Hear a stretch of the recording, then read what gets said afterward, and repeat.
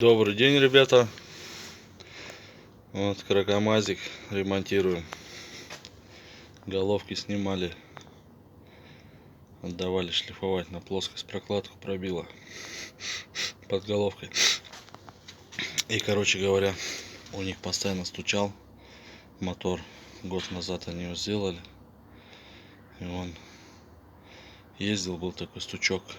Они там форсунки, аппаратуру крутили.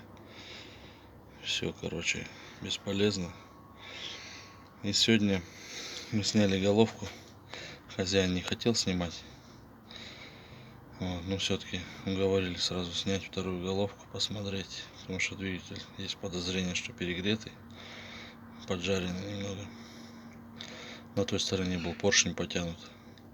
Один. Поставили новый. Короче говоря, сняли эту головку. Вот. И моторист, вот этот поршень, 5-й цилиндр, поставил его кверх ногами. То есть вот здесь есть смещение, здесь больше расстояние до камеры сгорания, здесь меньше. Он его поставил вот так, наоборот. И получается, что КамАЗ год проходил, и хоть бы что. Лесовоз вот такой, чушок, рогач. Думали из-за этого, а потом копнули глубже, распрыгли поршень с шатуном. И, короче говоря, обнаружили, что там втулка расточена со смещением. Прорайбирована или расточена, неизвестно. Сейчас я вам покажу. Вот он, получается, шатун. И здесь прям даже вот на глаз визуально видно, что вот эта стенка толще, чем вот эта. Ну и соответственно вот здесь вот по проточке для масляного канала, для смазки, здесь ее практически нету. А здесь есть борозда, вот она чувствуется. Вот, значит, неровно расточенная или прорубированная втулка.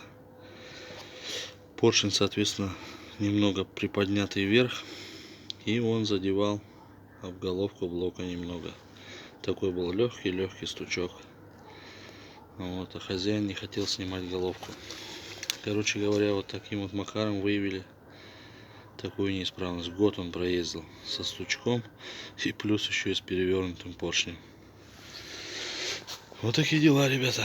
Вот так бывает. Так что обращайтесь только к специалистам, мотористам. Иначе и к трезвым, самое главное, самое главное к трезвым. Вот. Ну всем всего доброго, до новых встреч.